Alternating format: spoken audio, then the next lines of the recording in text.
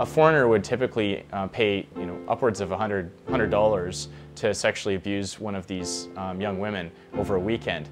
By the time she'd been abused over a few months, the value on her would go lower and lower and lower. The traffickers treat them like disposable assets. They depreciate in time. And at the end of her year, she would be at one of these gritty, dirty brothels on the outskirts of Phnom Penh. It's actually near the garbage dump, being sold to local men for a quarter.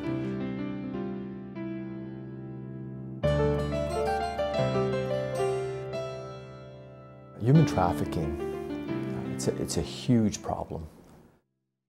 The Canadian government is doing its share to help take care of this huge problem. I mean, you're dealing with very basic violation of human rights. One important issue that they've dealt with too, have created new laws, Canadian laws, in November of 2005.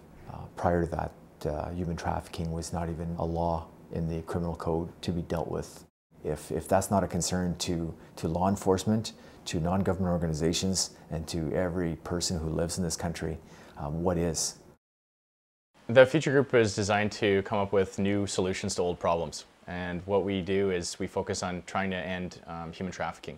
People have this vision of human trafficking victims being locked up behind lock and key or shipped over in containers. That sort of thing does happen. That's extreme forms of human trafficking though. And by far the larger number of people who are victims of human trafficking are people who are trapped there because of their conditions that they're in. They're impoverished, some of them are addicted to drugs, and they've been manipulated by their trafficker over a long period of time into believing that they're not worth anything more in life than being sold. We can survive. We are survivors, and kids are too, so we go from there. I am a survivor of rape. I was raped badly and ended up in a hospital because of my work. I've been working on an investigation for almost 3 years now. I'm going to publish a book next year on trafficking of women around the world.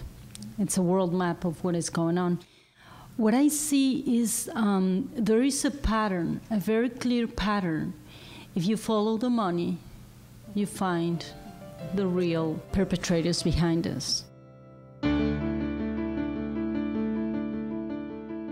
Well, human trafficking simply would not exist if men were not paying for sex. What traffickers are looking for is they're looking for individuals who are vulnerable, and they have no limit to the creativity that they've been able to use to get foreign nationals into the country. Human trafficking does not require you to cross an international border. That's a very common misconception. If I'm making money off of someone engaging in sex acts, I'm a human trafficker if I'm controlling them. When you're dealing with international victims, you are dealing with criminals in other countries. To obtain evidence in different countries is difficult at best. Why would somebody from an organized crime group in another country allow all players in the wheel to know exactly what's going to happen? That just improves the odds of them getting caught. So the less people know, the better. How do I know what system, which law enforcement agencies I can trust, which people to approach? Makes it very, very difficult, the geography. People who prey on vulnerable children and youth have seen that opportunity, and they've created one of the largest human trafficking empires anywhere on earth. And it's a multi-million-dollar industry, and children as young as you can imagine have been sold.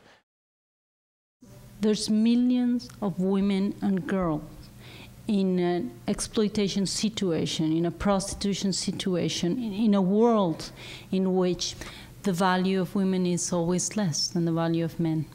We have to change cultural values everywhere. We have sexual tourism. We have governments that are allowing the red light districts in cities like Cancun, Acapulco, Los Cabos, Puerto Vallarta.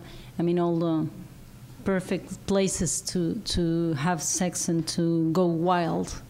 And nobody will know because you're in Mexico, right? So that's pretty much the story.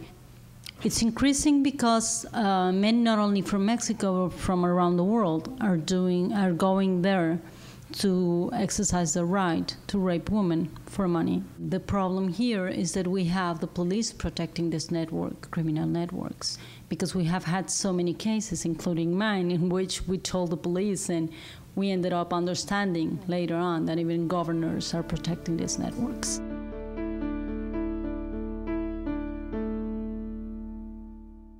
The massage parlors in the Calgary raids of November 2003, one of them is in Northwest Calgary, which is where I grew up.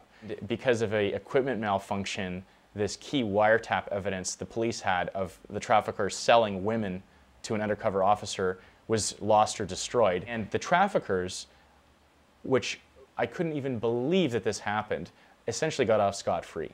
And he was making arguably hundreds of thousands of dollars, according to what the police alleged, from trading in these women and forcing them to pay off imagined debts that they owed to him for bringing them over from Thailand, Malaysia, and other countries in Southeast Asia. So that really enraged me. I thought that this is ridiculous, not only that this had happened, but how poorly it was dealt with by our country.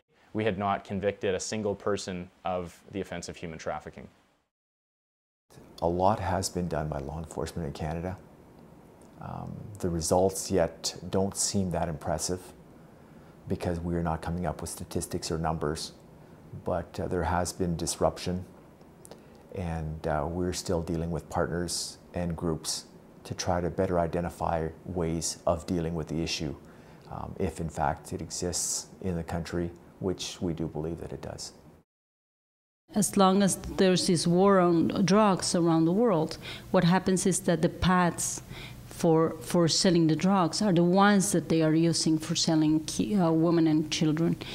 I mean, how can you open a war against drugs? I mean, drugs are there. You start a war on the people, on the men that are making millions and millions, and that are happily seated in their homes, not only selling drugs, but selling people. If we don't begin to make real efforts towards addressing human trafficking, then it's only going to get a lot worse. Well, you know, you can sell a package of cocaine once. You can sell a girl 10,000 times.